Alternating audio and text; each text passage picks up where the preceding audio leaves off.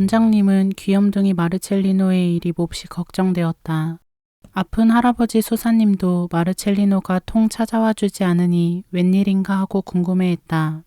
그리고 염소도 안절부절 못했다. 하루는 늙은 고양이 모치토가 갑자기 죽었는데 마르첼리노는 눈물도 흘리지 않았다. 수사님들이 시켰으므로 채소밭 구석에 모치토를 묻어주고는 나뭇가지 둘을 끈으로 묶어서 십자가를 만들어 모치토의 작은 무덤에 꽂아주었다. 문지기 수사님이나 세례를 주신 수사님이나 부엌 수사님 이름도 별명으로가 아니고 진짜 이름으로 부르게 되었다. 그리고 처음으로 성당지기 땡그렁 수사님을 도와 성당 안의 일을 거들었다.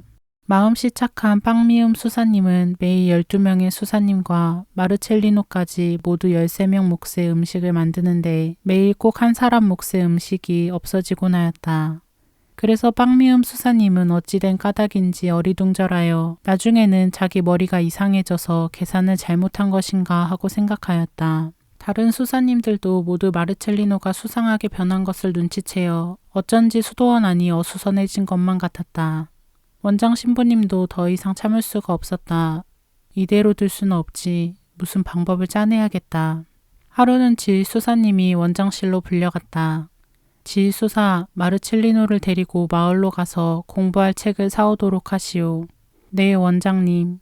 지휘수사님과 마르첼리노가 마을로 떠난 뒤 원장님은 모든 수사님들을 불러 모았다.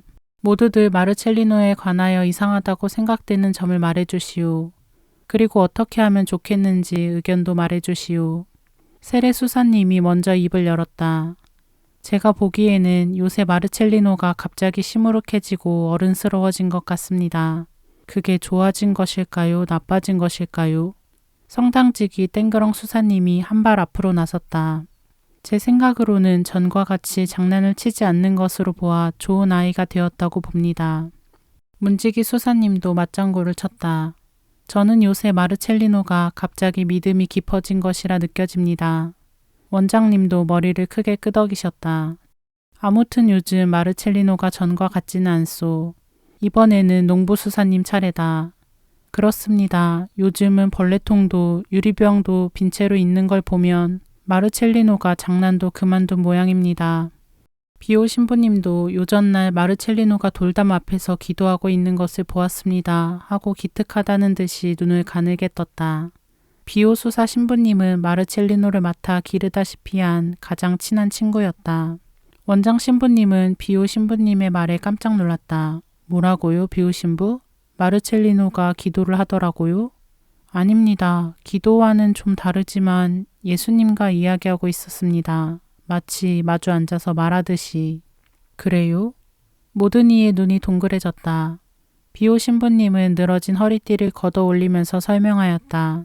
나쁜 것인지는 모르겠으나 저는 나무 뒤에 숨어서 지켜보다가 마르첼리노가 이렇게 말하는 것을 들었습니다. 예수님, 이젠 예수님이 이런 가시관을 쓰시면 싫어요. 그러니까 이 가시관은 이제 부숴버릴 테예요. 이런 말을 하지 않겠습니까?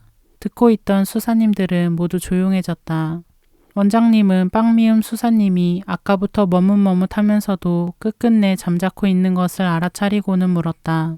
부엌 수사는 매일 부엌에서 없어진다는 한 명 몫의 음식을 마르첼리노가 몰래 들어와서 어디론가 가져가는 것이라고 생각하지 않소? 빵미음 수사님은 입을 다문 채 끄덕였다. 한참 생각에 잠겨있던 원장님은 다음과 같이 분부를 내렸다. 그러면 여러분은 더욱더 마르첼리노를 잘 살펴보아 주시오.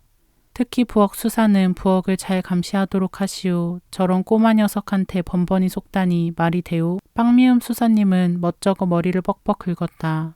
원장 신부님, 마르첼리노는 어릴 적부터 소꿉친구도 없이 어른들 틈에서 자라서 무슨 병이 난 것이 아닌지 모르겠습니다. 마르첼리노와 가장 친한 비오 수사 신부님이 근심스런 얼굴로 말하자 옆에 있던 세례 수사님도 이마에 주름살을 그리며 맞장구를 쳤다.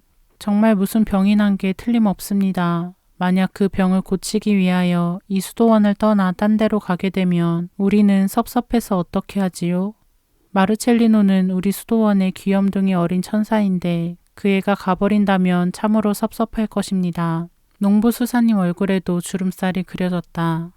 원장님은 마지막으로 무거운 목소리로 결정을 지었다. 그러니까 마르첼리노가 변한 까닭을 알아내자는 거요. 원인을 알아야 탈을 고칠 수 있을 게 아니오. 모두들 고개를 끄덕였다.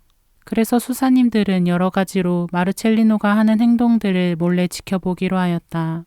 이 수도원에서 제일 훌륭한 분은 성인같이 덕이 많은 원장 신부님, 그 다음으로 훌륭한 분은 병들어 누워 계시는 할아버지 수사님, 그 다음이 부엌 수사님이다. 그러기에 마르첼리노를 제일 걱정해주는 분도 원장님이고 그 다음이 병든 할아버지 수사님, 그 다음이 부엌 수사님이었다.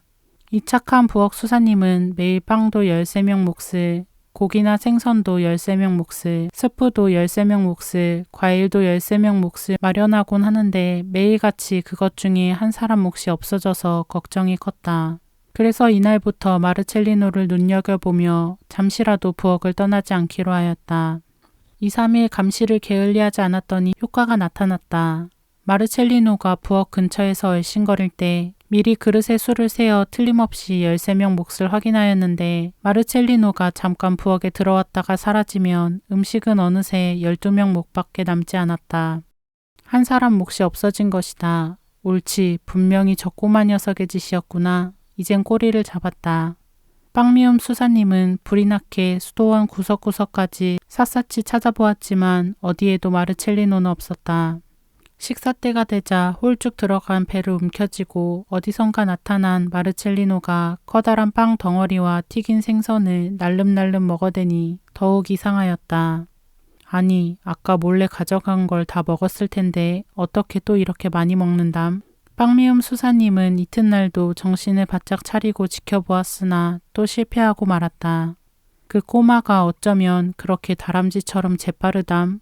어느새 또 훔쳐가지고 사라져버렸으니 마르첼리노가 부엌에 들어왔다가 나갔는가 하면 감쪽같이 빵이 하나 없어졌다. 콩이라든가 쌀이라든가 채소 등을 넣은 스프가 큰 냄비에서 부글부글 끓고 있었는데 그것은 본체만치 하고 빵만 집어갔다. 원장님께 알려야지 안 되겠군. 빵 미움 수사님은 즉시 원장 신부께 갔다. 원장님 알았습니다. 기어이 알아내고 말았습니다. 무엇을 어떻게 알았다는 말이요? 음식을 훔치는 건 분명히 마르첼리노의 짓입니다. 어제와 오늘 마르첼리노가 훔치는 걸 알아냈습니다. 그러며 마르첼리노가 훔쳐내어 먹고 또 식사 때 제 몫을 다 먹는다고 생각하오? 원장님의 물음에 빵미움 수사님도 고개가 갸우뚱해졌다. 아닐 겁니다. 어린아이가 어떻게 그토록 많이 먹을 수 있겠습니까? 그렇다면 마르첼리노가 그 음식을 어디로 가져가는지 알아내야 하겠군요. 그러니 다음번에 마르첼리노가 음식을 가지고 나가면 몰래 뒤를 따라가서 어떻게 하는지 살펴보도록 하시오. 네, 그러겠습니다. 다음날 점심때가 지나서 빵미움 수사님은 부엌 구석에 숨어서 마르첼리노가 나타나기를 손꼽아 기다렸다. 생쥐처럼 살금살금 부엌 문턱을 넘어선 마르첼리노가 주위를 살피다가 부엌의 수사님이 보이지 않자 재빨리 호주머니에다 빵을 집어넣고는 손살같이 다락방으로 이어진 계단을 올라가지 않겠는가. 빵미움 수사님은 깜짝 놀라면서 몰래 마르첼리노의 뒤를 밟았다. 마르첼리노가 지붕 및 다락방에 들어가자 방 안이 환히 밝아졌다. 긴 막대기로 들창을 열어놓았기 때문이다. 그런데 빵미움 수사님은 무슨 까닭인지 갑자기 머릿속이 어질어질하고 눈이 뱅뱅 도는 것만 같아 마룻바닥에 털썩 주저앉고 말았다. 그랬기 때문에 다락방에서 무슨 일이 일어났는지 볼 수가 없었다. 아쉬웠지만 하는 수 없이 계단의 난간을 잡고 기어오다시피 간신히 부엌으로 돌아왔다. 끝까지 보고 있었어야 했는데 마귀가 방에 있기 때문일까? 왜 갑자기 머리가 빙빙 돌고 어지러워졌지? 가엾게도 이 부엌 수사님은 마귀의 장난인 줄로 알고 이튿날 아침에는 미사 후에도 오래도록 성당에 남아서 예수님께 아주 열심히 기도를 드렸다. 예수님, 저를 지켜주십시오. 마귀의 장난에 넘어가지 않게 도와주십시오. 그날도 부엌 수사님이 부엌에서 음식을 만들고 있는데 마르첼리노가 살금살금 들어왔다. 수사님이 재빨리 숨자 이리저리 살피던 마르첼리노는 에이, 오늘도 국뿐이네. 빵만 가져가자 라고 혼잣말을 중얼거리며 또 큰 빵을 호주머니 속에 감추어 가지고 나갔다. 빵미움 수사님은 몰래 마르첼리노의 뒤를 따라갔다. 너무 급히 바짝 따라가다가 무심코 뒤를 돌아보는 마르첼리노에게 하마터면 들킬 뻔하였다. 이내 옆길로 빠져나가 딴 데로 가는 채 꾸몄기 때문에 마르첼리노는 자기를 따라오는 게 아닌 줄로 알고 그냥 계단을 올라갔다. 마르첼리노는 먼저 곡식 곡간에 들어가서 잔칫날에 쓰는 포도주병 앞에 앉았다. 유리병에 철철 넘도록 포도주를 부어서 들고는 갑자기 돌아서서 나오는 바람에 수사님은 또 들킬까봐 얼른 계단을 내려오고 말았다. 이날도 또 뻥미움 수사님은 허탕을 치고 말았다. 그 다음 날은 이번엔 꼭 성공해야지 결심을 했다. 빵미움 수사님은 단단히 벼르고 마르첼리노가 부엌이나 식당에 나타나기를 손꼽아 기다렸다. 또박또박 작은 구두 발자국 소리가 다가오더니 마르첼리노가 부엌 안을 기웃거린다. 수사님은 저만큼 돌아서서 못 본 채 하고 식사 준비를 서둘렀다. 마르첼리노는 전혀 발소리를 내지 않고 조용히 나갔다. 살펴보니 어느 틈에 빵 한 명목과 구운 사과 2개가 없어졌다. 허허, 내가 모르는 줄 알고 또 가져갔구나. 수사님은 쓴웃음을 머금고 귀여운 꼬마 좀도둑의 뒤를 밟았다. 이날도 마르첼리노가 간 곳은 낡은 계단이 지붕 및 다락방이었다. 그런데 조금 뒤 그 방에서 일어나는 일을 문틈으로 들여다보던 빵 미움 수사님은 그만 까무러치게 놀랐다. 아, 이게 웬일이야? 자칫하면 소리가 튀어나올 것만 같아 간신히 참았다. 한참 동안은 뭐가 뭔지 통 알 수가 없었다. 하지만 며칠 전에 마르첼리노가 빵미움 수사님도 하느님과 얘기할 때가 있어요? 하고 말똥말똥 쳐다보며 묻던 말이 문득 생각나서 끄덕여졌다. 아, 그랬었구나. 그때는 엉뚱한 말을 하는구나 싶어서 그렇지 하느님과 이야기할 때도 있단다. 하지만 마르첼리노야, 성인이 아닌 사람이 하느님과 이야기할 수 있는 것은 기도할 때뿐이야 하고 대답했었다. 그런데 지금 마르첼리노는 정말 하느님과 이야기하고 있는 것이다. 빵 미움 수사님은 어찌나 놀랐는지 허둥지둥 아래로 내려와서 아무에게도 지금 본 이야기를 하지 않고 곧장 성당으로 들어갔다. 성당에 들어간 빵 미움 수사님은 제단 난간 앞에 꿇어 엎드려서 밤새도록 한잠도 자지 않고 기도를 계속하고 자신을 반성하며 혹시나 내 마음이 나빠서 마귀의 꿰매에 빠진 것은 아닌가 하고 걱정을 하였다. 그렇지만 용기를 내어서 끈기 있게 잘 조사하여 드디어 지붕 및 다락방에서 매일같이 벌어지는 마르첼리노와 예수님과의 이상한 사건을 샅샅이 알아내고 말았다. 다락방의 십자가는 굉장히 큰 것으로서 원장님을 비롯한 수도원의 모든 수사님들의 소망대로 성당을 다시 크게 지을 때까지 그 방에 걸어둔 것이었다.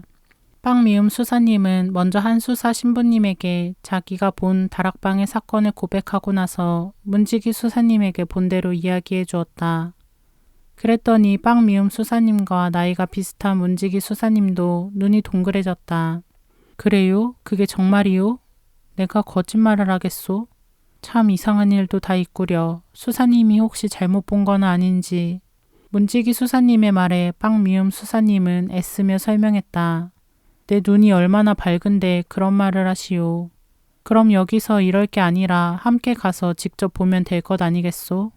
그렇게 합시다. 다음번에 꼭 함께 가봅시다. 틀림없이 잘못 본 것일 거요. 아마 수사님이 마귀에게 홀렸다고밖에 달리는 생각할 수 없소. 그 다음 날에는 또 다시 모진 비바람이 세차게 몰려왔다.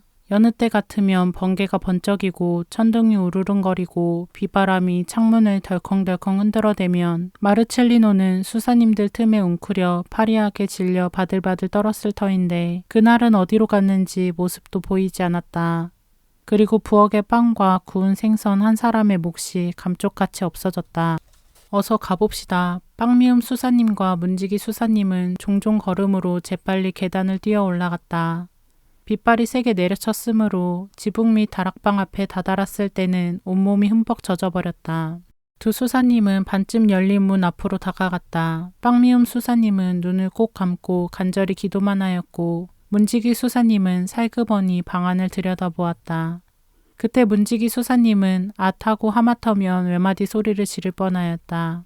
다락방 안에서 벌어지고 있는 일이 아무리 똑똑히 보아도 정말같이 여겨지지 않아서 몇 번이고 눈을 깜빡이고 손등으로 비비고 나서 다시 보고 또 다시 보고하여도 방 안의 광경은 부엌 수사님이 말한 것 그대로 너무나도 이상하였다. 두 수사님은 머리가 띵하고 뭐가 뭔지 어리둥절한 마음으로 아래로 내려왔다. 내려오면서 문지기 수사님은 고개를 설레설레 저으며 혼잣말처럼 중얼거렸다. 아무리 생각해도 모를 일이야. 저런 광경을 보기는 처음인데 참으로 이상한 일이란 말이야. 저것은 절대로 우리가 잘못 본 게 아니고 틀림없는 마귀의 장난일 거야. 빨리 원장님께 알려야겠어.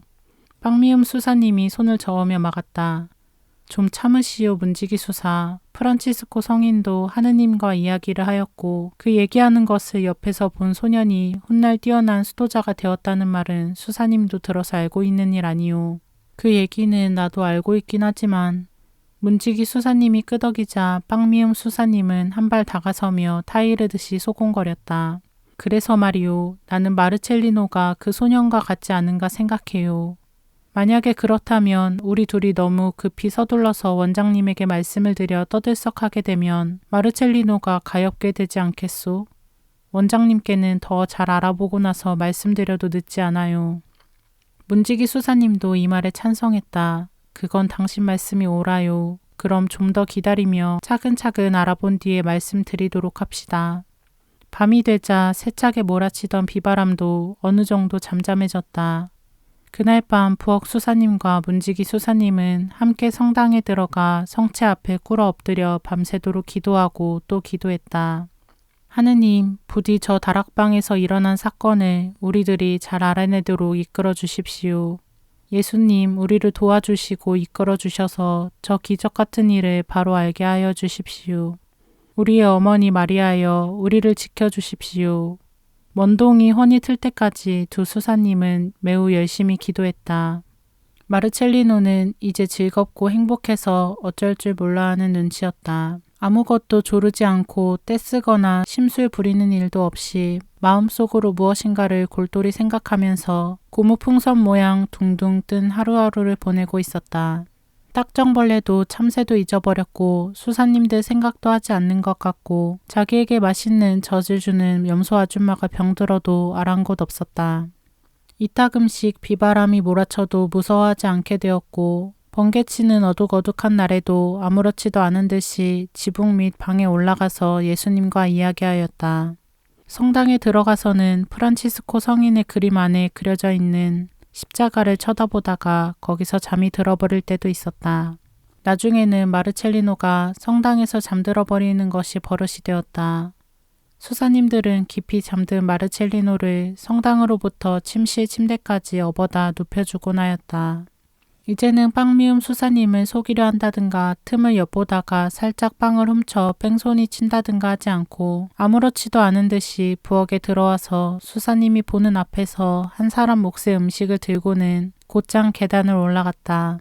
계단이 삐걱거려도 거리낌 없어하고 누가 따라오는가 겁내어 뒤돌아보는 일도 없이 덤덤히 해냈다. 저 애가 정말 예수님의 착한 동무가 됐나 보다. 빵미움 수사님은 성호를 긋고 두 손을 모으고는 음식을 양손에 들고 계단으로 사라져가는 마르첼리노의 뒷모습을 멍하니 바라보았다. 어느 날 마르첼리노가 다락방 예수님께 가져다 드린 선물은 예수님이 마르첼리노에게 이름 지어주신 것과 같은 빵과 포도주였다. 예수님은 여느 날과 마찬가지로 십자가에서 내려오시어 빵과 포도주를 잡수셨다. 마르첼리노는 햇님처럼 밝은 얼굴로 맛있게 음식을 잡수시고 계시는 예수님을 바라보고 있었다. 다 잡수시고 나서 예수님은 기쁜 얼굴로 바라보고 있는 마르첼리노의 어깨에 손을 얹어 끌어당기시며 부드럽게 속삭였다. 마르첼리노야, 너는 정말로 착한 아이가 되었다. 나는 이제 상으로 내가 가장 원하는 것을 주겠다. 마르첼리노는 무엇라고 대답해야 할지 어리둥절하였다. 하지만 예수님은 벌써 마르첼리노의 마음속을 다 알고 계셨으므로 마르첼리노의 머리에 손을 얹으며 다정하게 쓰다듬어 주셨다. 자, 어서 말해보렴. 너는 뭐가 제일 소원이냐? 수도원 식구들처럼 훌륭한 수도자가 되고 싶으냐? 그렇지 않으면 죽은 고양이 모치토가 다시 살아났으면 좋겠니? 아니면 염소가 언제까지나 죽지 않기를 바라니? 그러면 성 프란치스코의 말을 줄까? 그 말을 타고 다니고 싶지는 않니? 그것도 아니라면 마누엘을 만나게 해줄까? 마르첼리노는 눈을 크게 뜨며 자꾸자꾸 머리만 저었다. 그러면 무엇을 해줄까? 마르첼리노는 예수님의 얼굴을 쳐다보며 말하였다. 난 엄마가 보고 싶어요. 그리고 예수님 엄마도 보고 싶고요. 그러자 예수님은 마르첼리노를 당신 무릎 위에 올려 앉히고 마르첼리노의 눈을 한 손으로 가볍게 만지며 더욱 부드럽게 속삭이셨다. 마르첼리노야, 자, 편히 자거라. 엄마를 만나러 가자. 그때 이 다락방 문 밖에서는 12명의 수사님들이 놀람과 기쁨에 벅차서 저마다 소리소리 크게 외쳤다. 기적이다, 기적이야, 기적. 모두들 문을 밀며 몰려 들어갔다. 정말 기적이로군. 원장 신부님을 비롯한 모든 수사님들은 눈이 동그래졌다. 하지만 모두들 이내 잠잠해지고 말았다. 들창을 뚫고 새어드는 햇빛으로 먼지 투성이인 책꽂이와 선반, 나무 토막 따위가 점점 뚜렷하게 보이기 시작하였다. 차곡차곡 쌓아 올려진 나무 토막, 판자들과 더불어 언제나와 마찬가지로 괴로운 듯한 얼굴의 예수님이 꼼짝 않고 조용하게 십자가 위에 못 박혀 계셨다. 마르첼리노는 의자의 팔걸이에 기대어 누운 채 쿨쿨 잠든 것 같이 보인다. 그 방 안에는 색다른 빛과 향긋한 향내가 그윽하게 감돌고 있었다. 수사님들은 모두 꿇어앉아 기도하였다. 조금 지나서 원장 신부님이 앞으로 나가 마르첼리노를 만져보고는 가만히 뒤를 돌아보며 수사님들에게 마르첼리노를 아래로 데려가라고 눈짓으로 분부하면서 짤막하게 말했다. 예수 그리스도께서 마르첼리노를 데려가셨소. 예수님께 찬미를 드립시다. 모든 이가 마르첼리노를 맞들고 성당으로 내려가 제대 앞에 눕히고 눈물을 머금고 밤새도록 기도하였다. 다락방에 저 커다란 십자가도 내려다가 제대와 마주 보이게 세워놓았는데 너무 큰 십자가라서 천정에 닿음으로 똑바로 세울 수 없어 비스듬히 세워놓았다. 그래서 마르첼리노는 예수님 가슴에 안기어 편안히 자고 있었다. 한 번도 본 일이 없는 다정한 어머니의 얼굴을 언제까지나 마주 보면서 잠들고 있는 것이다. 날이 밝자 젊은 수사님들이 여러 마을로 이 기적을 알려주러 떠났다. 한낮이 가까워지자 마르첼리노의 기적을 보려고 수많은 사람들이 몰려왔다. 예쁘장한 작은 흰 나무관에 고이 누운 채 생긋 웃으며 잠든 마르첼리노. 마차를 몰고 오는 사람, 터덜터덜 걸어서 오는 사람, 말을 타고 달려오는 사람 등 끊일 줄 모르고 뒤를 이어 모여오는 사람들로 그날 밤은 어느 축제날 못지않게 웅성거리고 떠들썩하였다. 이리하여 기적의 소문은 마을에서 마을로 퍼져갔다. 수사님들이 자기네 아들같이 동생같이 귀여워한 마르첼리노가 가장 행복한 사람이 되어 천국으로 간 것을 모르는 사람이 없게 되었다. 그날 밤 마르첼리노의 친구인 염소도 죽었다. 그와는 반대로 골골 앓아 누워서 마르첼리노에게 자장 할아버지라는 별명을 듣던 늙은 수사님은 갑자기 병이 나아서 툭툭 자리를 털고 일어났다. 마르첼리노의 기적으로 건강한 사람이 된 것이다. 그래서 십자가에 예수님을 찬양하고 귀여운 어린 친구 마르첼리노에게 작별 인사를 하려고 혼자 걸어서 성당까지 왔다. 그리고 마르첼리노의 관을 어루만지면서 마음 착한 이 할아버지 수사님은 울먹이셨다. 마르첼리노야, 나는 아직 이렇게 살아있는데 귀여운 너는 천국으로 먼저 가버렸구나. 늙은 수사님은 눈물을 뚝뚝 흘리셨다. 그 이튿날 아침 장례식이 성대하게 올려졌다. 수사님들은 모두 마르첼리노를 수도원 채소밭 옆에 있는 작은 무덤에 묻어주고 싶었다. 하지만 수도회의 규칙에 따라서 마르첼리노를 가까운 마을의 산소에 묻기로 하였다. 한나절이 지나자 기다란 장례 행렬은 줄을 이어 자꾸만 길게 이어졌다.